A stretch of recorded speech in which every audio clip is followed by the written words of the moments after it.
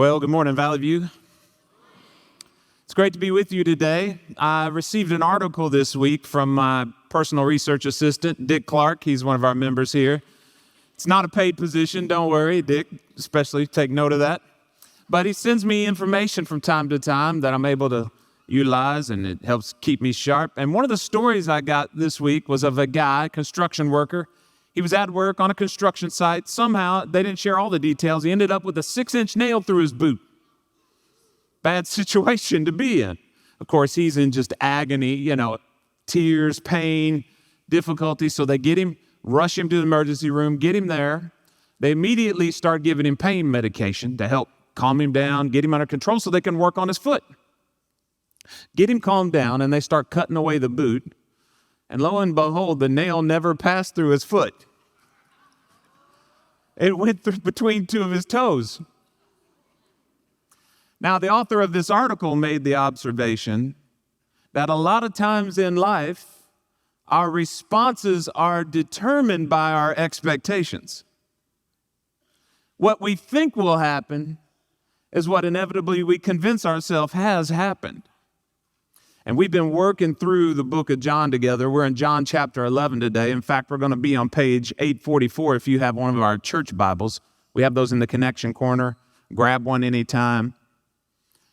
But we've been working through the book of John, and today, as we continue in the story of Lazarus in chapter 11, we're going to see 4 different people and their responses to Jesus' delay. Last week, we looked at the story. Lazarus, it's not going to turn out well for him. Are you going to go? I'm going to wait. Well, how did people respond to him? Some of that is determined by their expectations about Jesus. And we're going to see 4 different people and how they encounter Jesus, how they respond to him, and how that relates to their expectations. So turn to John chapter 11, and we're going to start with verse 17 through 19 to get our setting, to get the bearings here for the passage. Look at verse 17. Now, when Jesus came, he found that Lazarus had already been in the tomb 4 days. Bethany was near Jerusalem, about 2 miles off, and many of the Jews had come to Martha and Mary to console them concerning their brother. So the first bit of detail we get here for the setting is that Lazarus has been dead 4 days, and that means he's not just a little dead, he's really dead. He's not coming back at this point. All hope is gone from anyone there. And it also mentions that the number of the Jews had come to console Mary and Martha. That points to a couple different things. One, they weren't very far from Jerusalem, but also if people were going to take the time to come from Jerusalem to visit with them, they probably had some standing, some prominence in the culture. Otherwise, why would you go? We also get some hints too, just in some of the cultural practice here, and some of this I'm pulling just from more historical documents in terms of how we know they approached mourning in this age. It was tradition that you would bury the person who died the same day they passed because they didn't have a lot of the same techniques we use now to preserve bodies, and in a warmer climate, bodies would start to deteriorate very rapidly. So we had to get them in the ground quick. But then there would be a period of 6 days of mourning. And they would do a couple of different things. One is tradition required that you would hire at least 2 flute players to play all your mourning dirges, which I guess flutes are especially adept at that. I don't have anything against flutes if you're a flute player. But that was part of the practice.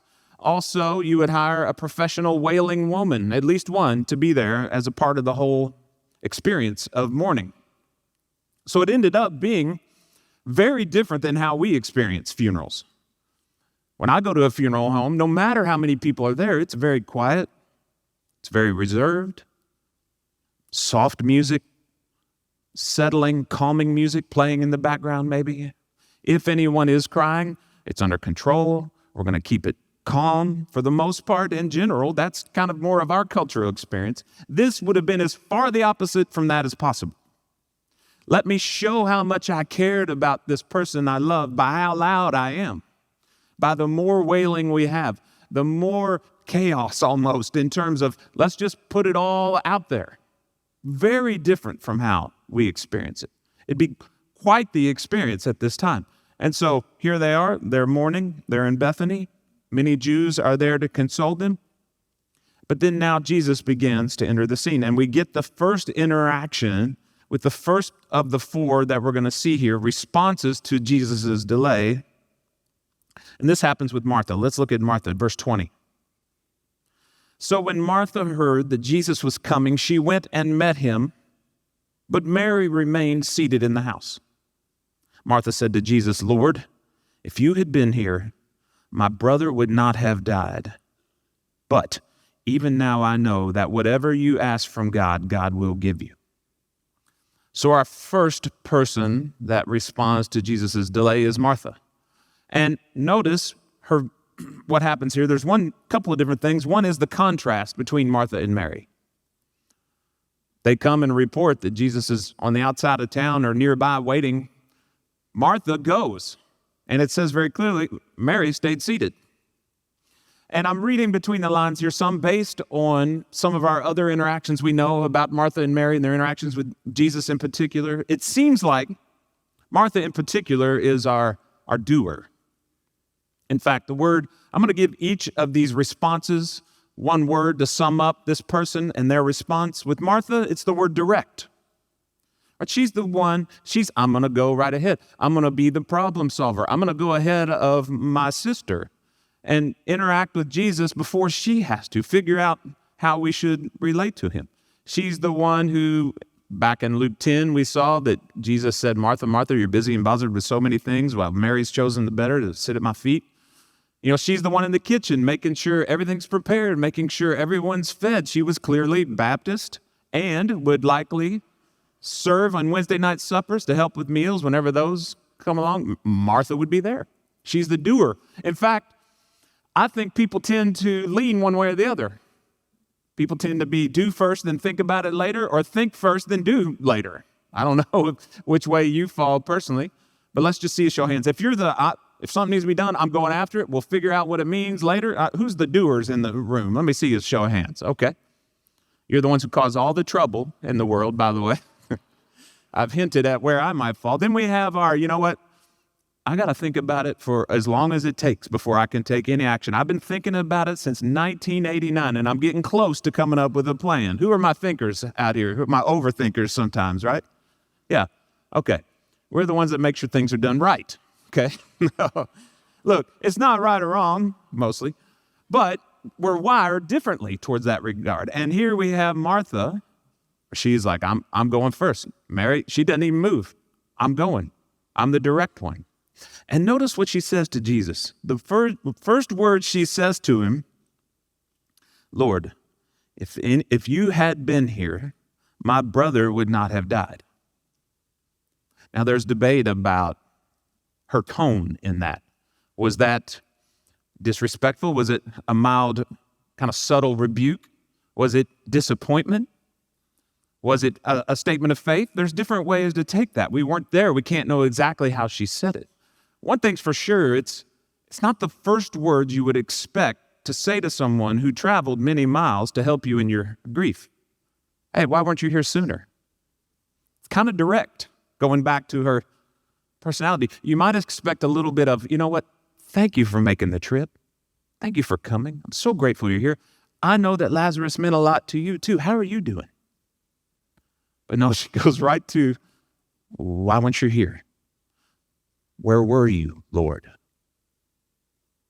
Which a lot of us can relate to in times of difficulty. That's going to be our initial response. Where were you? I might look past all the great things you have done. In the moment, where were you? So she's direct in the moment, but Jesus isn't surprised by that. In fact, in the midst of her grieving or rebuking or whatever, she also makes a theological statement. Look back at verse 22. "Even now I know that whatever you ask from God, God will give you." In the midst of her questioning, in the midst of whatever was going on, she still is going to proclaim truth. And Jesus engages with her on this. And even though she's direct with him, and even though sometimes the ways we're going to see the way he responds might come across like that's not the way I would do it, he knows who he's interacting with. Look at how he responds.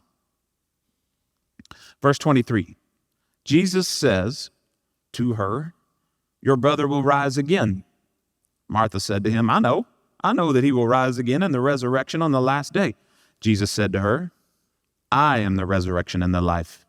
Whoever believes in me, Though he die, yet shall he live. And everyone who lives and believes in me shall never die.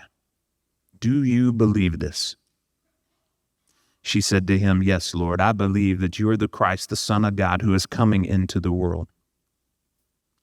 So Jesus, if her response to him seemed a little bit rude and uncaring, Jesus' response, I got to tell you, it would be rude in our culture for me to show up at a funeral and the first words I say, "You know what? It's okay. He's going to rise again. God's going to get the glory through this." That wouldn't be the first thing I would say, even though I deeply believe it to be true, and the person I'm talking to, if they're Christian, does as well. It's too soon. It's not the right timing for that. But again, Jesus knows Martha. He knows who she is. He knows these are the words she needs to hear in this moment. And so he says to her, "Your brother will rise again." She says, "I know he will." And her response is perfect in that moment. But what begins to happen here is what we're seeing in the book of John all throughout. We've seen this over and over again. Jesus is talking about one thing, and the listener hears another, and there's maybe a little bit of confusion about which is meant to that person, and maybe it can be taken both ways. We see that here. And so he gives clarification by giving one of the I am statements we've seen in the book of John. 7 key I am statements. This is number 5 of 7. He says, "I am the resurrection and the life." Verse 25. I am the resurrection and the life. 2 words, and both can be taken 2 different ways in the moment. Both are pointing to the physical reality, but also to the higher spiritual reality. He unpacked both of those words. We're going to look at those in 2 parts. First, the word resurrection. Look at verse 25, the latter part of verse 25. I'm the resurrection and the life. Whoever believes in me, though he die, yet shall he live. 2 meanings to this reality of resurrection. He's pointing to, yes, you're right, he will rise again in the greater resurrection. But also, she doesn't know what's about to happen, is that he is literally about to rise again in that moment. She doesn't know yet that he's speaking to both realities with the resurrection. Now, with the life, look at how he addresses this with verse 26. And everyone who lives and believes in me shall never die. And the reality of this for Christians is there's 2 dynamics going on. Lazarus has physically died, but he's more alive than he's ever been. He is truly alive for the first time ever. And as Christians, even though we're grieving in the moment of loss, we can hang on to that truth, that great truth. And we can all now, as we live, know that even though this is life, it's not life at its fullest. There will be a day when we have life in its fullest. In fact, one commentator said it this way. It's not just the degree of life he's talking about when he says in verse 26, shall never die. Not just the degree of life or amount of life, meaning it's not just that you get a few more years in eternal life, but life of a different kind, a different life altogether, which anyone who knows Christ, you know this. When you think of your life, you think back to what life was like before him. And when I think back about my life, when I even kind of watch myself as a movie in my mind, it's like, who was that guy? What was that life? It's a completely different person. It just feels like a whole new chapter ended, a whole new person began. Some of those habits and characteristics crossed over that not always happy about, but you can look back and see that's a different person. That's a different life. This new life is an altogether different life. That's true in the age to come, and it's true now as well at both levels. And Jesus is speaking to both of this when he speaks to Martha. And then he asks her a question. Look back at verse 27. At the end of verse 26, do you believe? She said to him, yes, Lord, I believe that you are the Christ, the Son of God, who is coming into the world. Again, even in the midst of her disappointment, even in the midst of the grief, even in the midst of the confusion or whatever all was going on with her, she still speaks truth. She still speaks the truth of who she knows Jesus to be in that moment, which is a powerful example. She doesn't even fully know who he is, but she's speaking truth of who he is. She's the direct one. She's the doer. She goes and paves the way for her sister. So that's Martha. Now let's look at our second person who he interacts with, who has been expecting him to come, who has expectations about him. That's going to be Mary. Let's look at this next set of verses here, verse 28 through 32. When she had said this, she went, called her sister Mary, saying in private, "The teacher is here and is calling for you." And when she heard it, she rose quickly and went to him. Now, Jesus had not yet come into the village. He was still in the place where Martha had met him.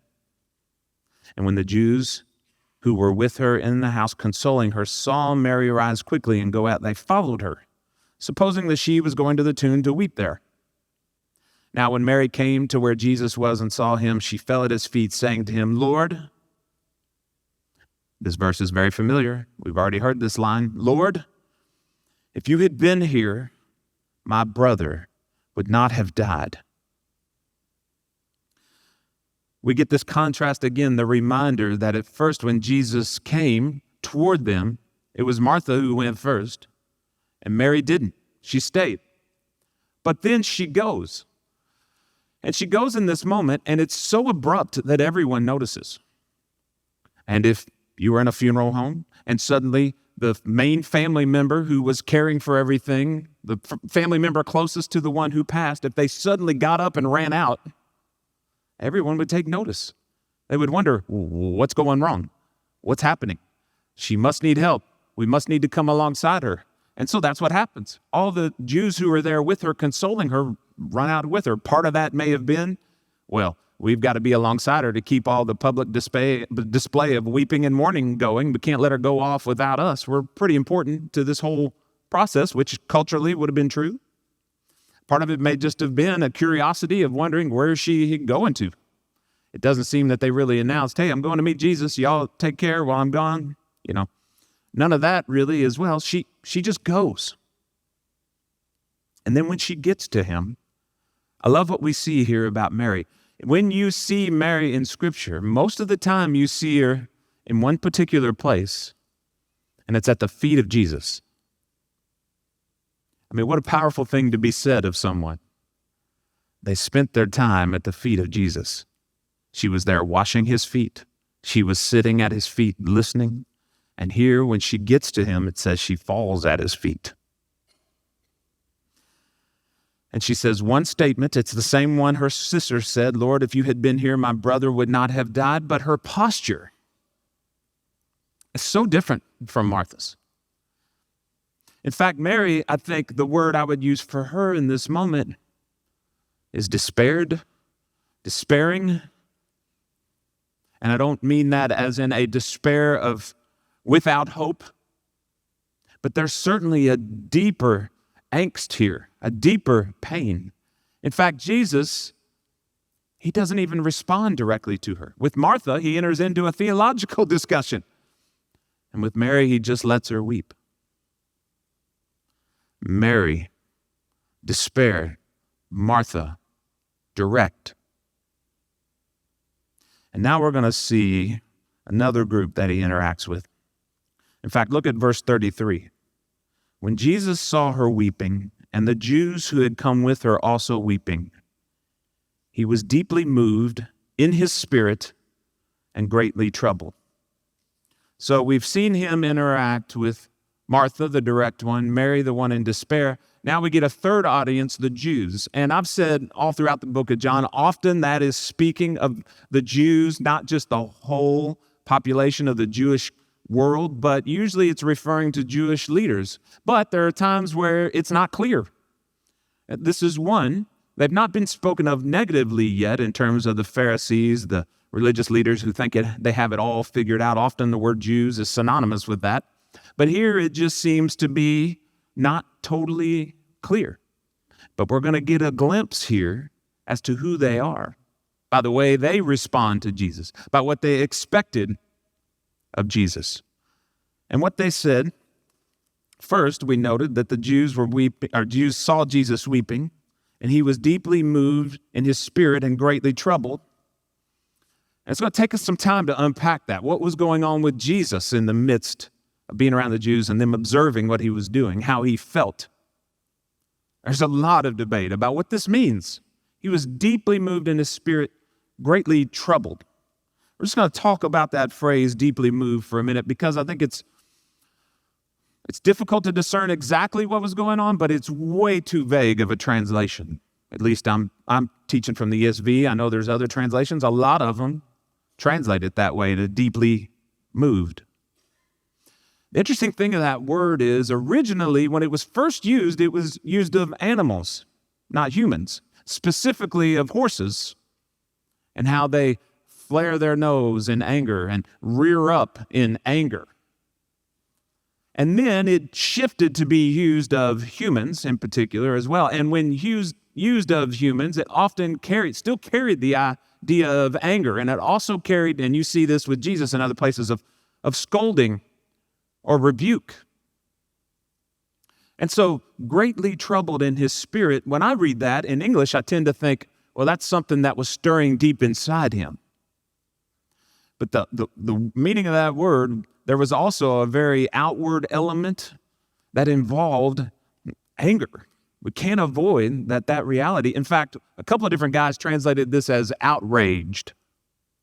Jesus, outraged by what he saw. And of course, if Jesus is outraged, it's perfect outrage. It's not human outrage and anger, which is often full of sin. So what was he outraged about? I ran across a bunch of different options. Let me just share with you the top 4 that I saw of things that he may have been outraged about, things that deeply moved him. Number 1, grief.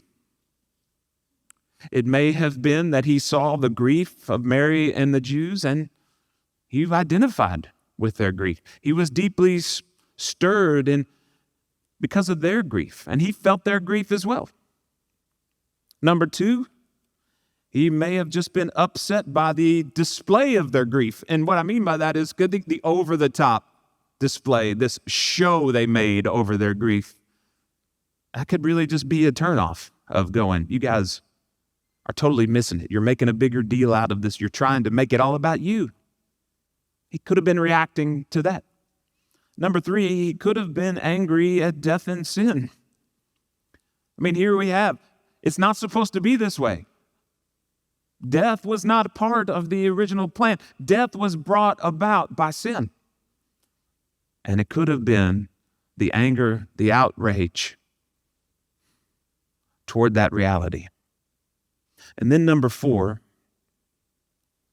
unbelief. Unbelief all around him. And there could have been anger and outrage at the reality of, here you have Jesus himself standing before them, the one who will conquer sin and death, standing there. And there's all this overwhelming, over-the-top grief. Which of those 4 was it? Let's look first at how the Jews respond to get a better hint, a better idea of which one of those 4 we might lean toward. So when they saw him, deeply moved in his spirit, he said to them, verse 34, "Where have you laid him?" They said, "Lord, come and see." And Jesus wept. So the Jews said, "See how he loved him." But some of this said, "Could not he who opened the eyes of the blind man also have kept this man from dying?" Now, what I want you to see before we unpack this section is just that last phrase. They say the same thing. Mary, Martha, the Jews, all 3. Their responses are basically the same. This guy could have done something about it in the words. But we know that their response, that was part of the crowd. He could have done something. Another part of the crowd said, look how moved he was. He must have loved him. Because it says in verse 35, probably the second most famous verse in the Bible. All of our Bible memory experts out there run to verse 35 when they need a quick verse to say, yeah, I memorized a Bible verse today. Jesus wept. It's well known for that. What does that mean? It's certainly appropriate to weep at a funeral, at the death of a loved one. I remember when I drove back here in a rush to be at the funeral of a girl I grew up with here in the church. Her dad had meant a lot to me. Her dad and another man, Phil Keene, Jim meant so much to me. We'll just call him Jim. Clark, thank you. My other research assistant. Phil and Jim. Now I feel like I've destroyed this sweet moment of talking about weeping. Okay, Phil and Jim. Phil had meant a lot to me. Jim as well. Jim had passed the year before, and I didn't make it up for his funeral. I was in Little Rock, 8 hours away. Some lame reason, you know. You can always find a reason. There's a lot. Everyone has a ton on their plate. And I regretted after that I didn't come. I wasn't going to miss her funeral. I came for it. And it was difficult. She was 36. She had died of brain cancer. We were the same age. That was difficult to sit through. But I was fine through the funeral. But at the end, and it was here in the church, they played a slideshow of her life on the screen. And that just was too much. That hit me so hard because it was just all the realities of pictures of moments when I knew her. We grew up together. And you go, well, this doesn't make any sense. Why did this happen? I mean, I had to leave the room, and I went looking for a room as soon as I could. I needed a place to cry alone. I go down the hall, find the first open door I could, and lo and behold, it's the cry room. Right? It's where all the little babies go to cry, and that's how I cried for it seemed like forever. Just wept and wept, and I couldn't. I tried to stop it and couldn't, over and over again. Some of you have been there in that moment of just weeping. The interesting thing about this word, weeping, it's different than the words used of the professional criers in that moment. It's more of a tender weeping, a sincere weeping. And their response to seeing this in that moment, he must have really loved him. He must have really cared about him. And the skeptics said, well, he could have done something. How do we know what he was really feeling in this moment? I heard Tommy Nelson point out that here we have, in English, the shortest verse in the Bible, Jesus wept. That's not the shortest verse in the Bible in Greek, for all you trivia nerds out there. Rejoice always. 1 Thessalonians 5:16 is shorter in Greek than Jesus wept. And the contrast of those two verses. I think this points out a little bit of what's going on with Jesus here. Jesus wept. Rejoice always. Jesus wept. Rejoice always. You know, Jesus was both man and God, human and divine. And which of those four exactly was he experiencing in that moment? But we don't know exactly. We can't know his mind and heart fully. But he wept. But also he knows how this is going to end up. Whatever his weeping was, it wasn't at a place of utter despair. It wasn't at a place of questioning God to the point of not trusting him. Jesus wept, but also rejoice always. The Jews respond in this moment, and now we get a hint at this phrase being a state of unbelief. There's one more response, though. Okay, so the Jews were divided. That's the word for them. We had Martha, the one who was direct, Mary, the one in despair. The Jews were divided about who Jesus was. But we have one more audience. Look at verse 38. Then Jesus, deeply moved again, came to the tomb. It was a cave, and a stone lay against it. Jesus said, "Take away the stone."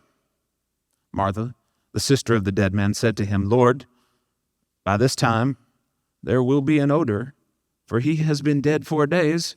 Here's our practical one. Lord, I kind of have a sensitive nose here. Do we really need to open this thing up? You know, there will be an odor.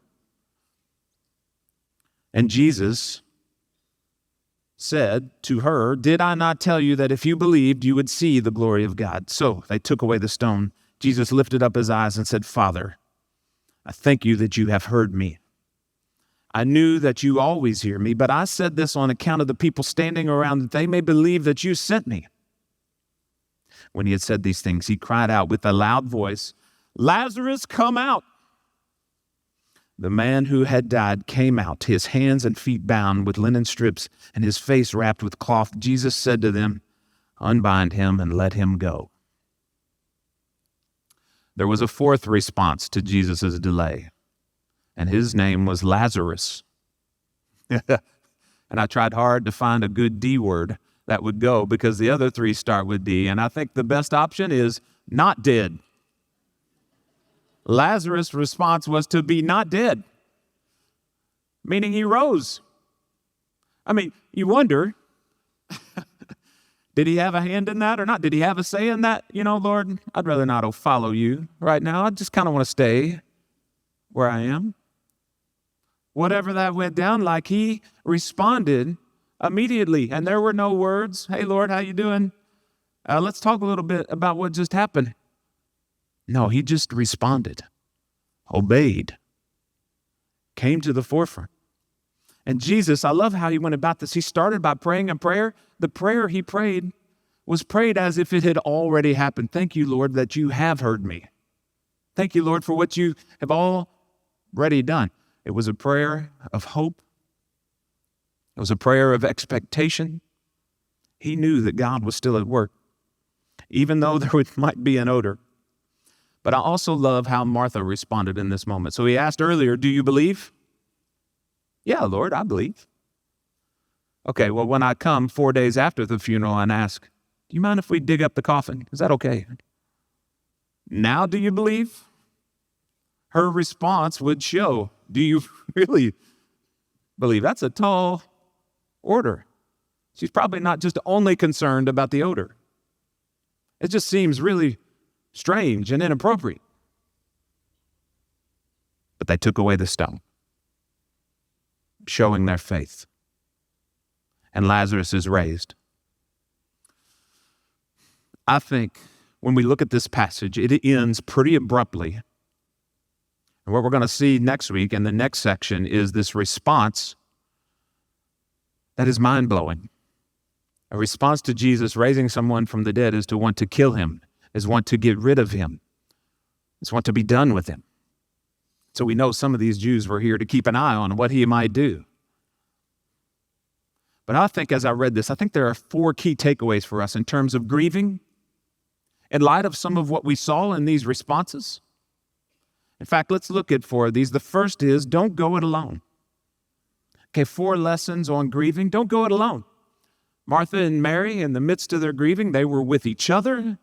They allowed the community to come around them.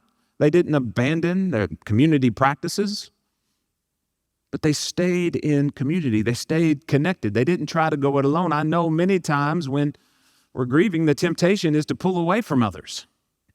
But don't go it alone. Stay connected. And I can't say this enough. I've said it, it feels like 100 times. I'll probably say it 1 million more, is if the time to be building community is now. Because it won't be there when you need it if it's not already built. And I know we all have different challenges. I've heard from some, I struggle to get along with others, but stay with it. Keep after it. It's worth it. You are going to mess up. You're going to say things you regret. You're going to offend people. You will. I will. You're going to have to apologize. I do sometimes. I hope most of the time. You're going to have to receive apologies. We're going to have to work together through the messiness of community. But it's worth it. And if you're watching online, and I know people have different situations, okay? I know some people can't make it out. I get that.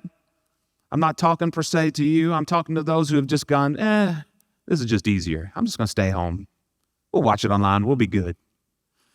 I'm grateful for that, by the way. Okay, I'm not saying that's the worst thing, but I can't say enough. We need you here.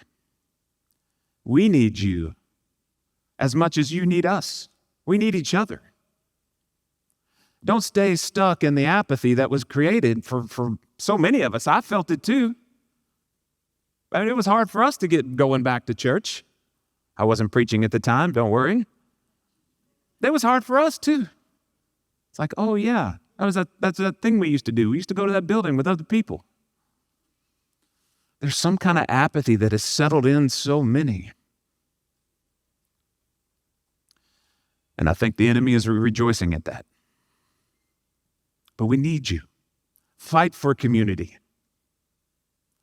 Build it now. Because when you need it, it won't automatically appear. And you will need it. There will be moments when you desperately need others to come around you. That's number one. Don't go it alone. Number two, move toward Jesus. Move toward Jesus. Mary and Martha both moved toward Jesus. He didn't come to where they were. He got close and then just stayed back and waited for them. Martha goes first. And you know what? Sometimes we're in a place where you don't feel like you can go toward him. Mary said, not yet. We don't know exactly all the reasons why. Sometimes you got to send someone else for you. Please, go for me. Go meet him for me. I'm going to get there. By faith, I'm going to get there. But don't move into isolation physically from others. Don't move into isolation away from Jesus. In fact, in the midst of grieving, move toward him. He can handle the questions.